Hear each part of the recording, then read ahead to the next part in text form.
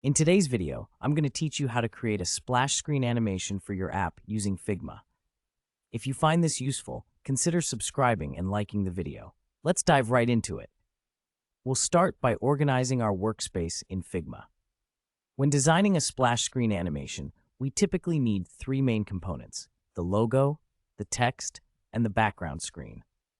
So first, open your Figma file and make sure you have all your elements ready. Once you have your canvas set up, let's get started with the first step. The very first thing you should do is place your logo and text onto the design space. This will be the initial state of your splash screen. Feel free to arrange these items as you see fit while keeping in mind how you want the animation to flow. Now, to prepare for animating, we need to copy this initial screen.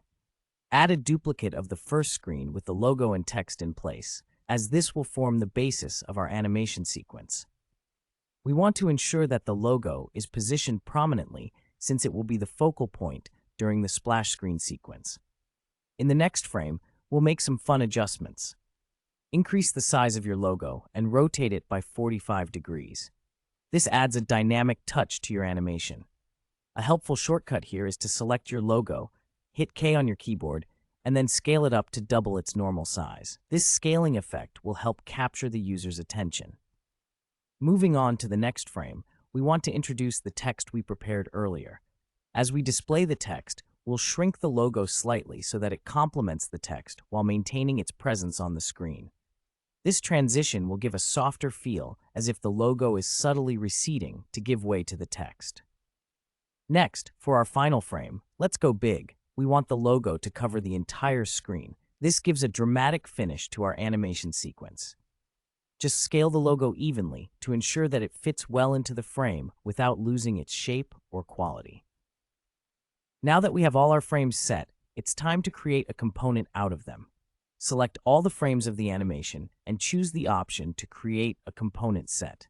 This is crucial because it allows us to manage the frames cohesively during the transition phases. With our component set established, we can add interactions. Select the first component and set its interaction to navigate to the second frame. Set the trigger to activate after a brief delay, aiming for a timing of about 1 millisecond. This prompt allows for a smooth transition without any jarring interruptions. Repeat this process for each frame. Link the second to the third to the fourth, and continue this pattern to maintain a smooth flow of animation. Adjust the timings to ensure they are consistent throughout for a cohesive viewing experience. When you reach the last step, be sure to rename your component to something recognizable, like app. This will streamline your workflow moving forward. Finally, search for the newly created component in your Assets section. Drag and drop it onto the canvas and set your flow starting point. Don't forget to preview your project to see the animation in action. Click on the preview button and watch how your splash screen comes to life. And that's it for today's tutorial on creating a splash screen animation in Figma.